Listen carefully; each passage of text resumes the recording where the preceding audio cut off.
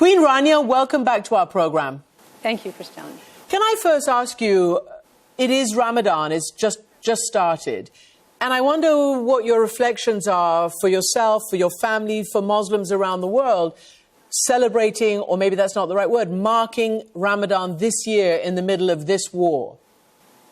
Well, you know, Kристиан, Ramadan for us is a month of worship, charity, and compassion for our fellow human being. And I think this year we're welcoming these holy days with very heavy hearts.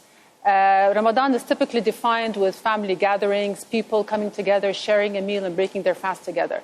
But what is it like for the people of Gaza today, who are now hungry and thirsty in tents or makeshift shelters, who are mourning their dead and mourning the life that they had just a few months ago? You know, Kристиан, since the beginning of this war, Israel has cut off everything that is required to sustain a human life. Food, fuel, shelter, medicine, water, and it has been going on now for 5 months, and it's left the people of Gaza completely reliant on outside assistance. And actually it has systematically denied and delayed a lot of that assistance, occasionally bombing some of the convoys that bring this assistance and bombing some of the people, shooting at some of the people who are trying to get whatever scarce resources that they can get. According to the UN, every single person in Gaza today is hungry. Over a quarter of the population, that's more than 550,000 people, are one step away from famine. Experts say that they have never seen a population descend into such mass hunger so rapidly. I mean, I'm hearing of people just eating whatever they can get their hands on, including grass, or they're having to grind, bird feed or animal fodder just to make bread. And in the north of Gaza, people are not on the verge of starvation; they're actually dying of starvation. It starts with the most vulnerable, the elderly, the wounded, babies. We're hearing increasing number of babies who are dying from severe malnutrition and thirst. And if things don't change, I think these cases are going to be spiraling throughout the Strip. And, you know, this has been a slow-motion mass murder of children, 5 months in the making. Children who were thriving and healthy just months ago are wasting away in front of their parents. Starvation is a very slow, cruel, and painful death. Your muscles shrink, your immune system shuts down, your organs give out. Imagine being a parent, having to go through that, witness your child going through that, and not being able to do anything to help.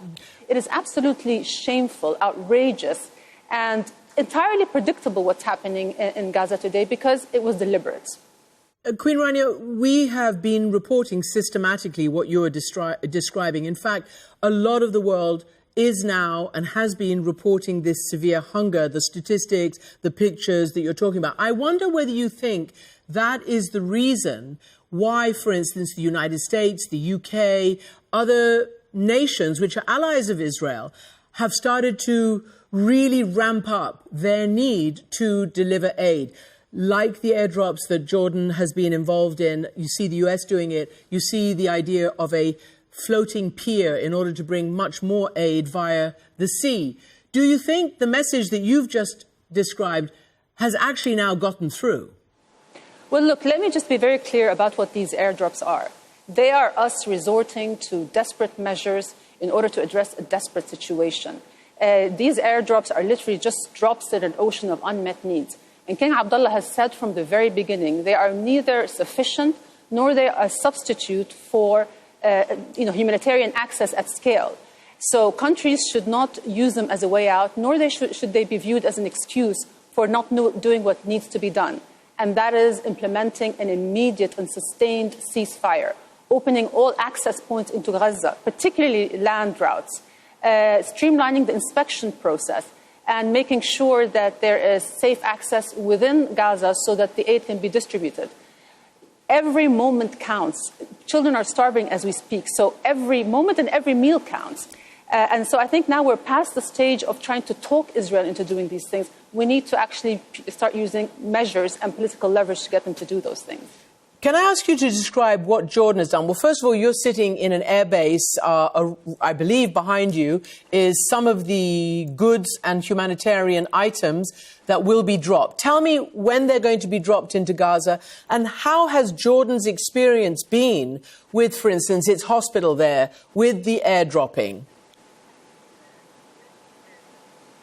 Well, look, the reason why we started doing these airdrops is we found that after trying so hard in vain to persuade Israel to open the access points, the land access points, that we had to do something. We couldn't just sit idle and watch people starving.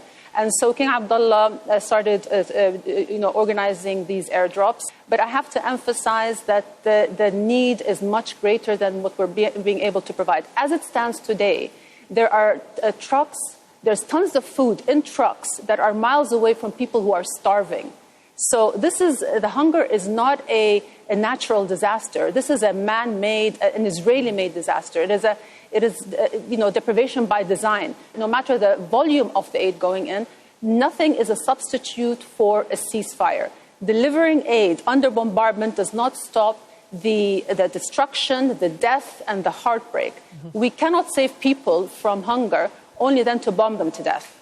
So again, an immediate ceasefire is the number one priority. So clearly Hamas has said that it wants a long-term ceasefire. As you've heard, not only the Israeli government, but also the US president said that when they thought there was a possibility of a ceasefire and a release of hostages and much increased aid into Gaza, the last thing we heard was that it's up to Hamas to sign on. What does Jordan believe to be the sticking point with a ceasefire? Look, I'm not privy to the specifics of the negotiations. What I do know is that from a humanitarian perspective, we need to secure a ceasefire as soon as possible so that aid operations can be restored at scale, so that people can start burying their dead, so they can start healing. This has been going on for way too long. And this is not a time to hold out for political victories. There are no victories to be had as long as this war continues. There's only loss after loss after loss. And I believe that the international community really needs to weigh in.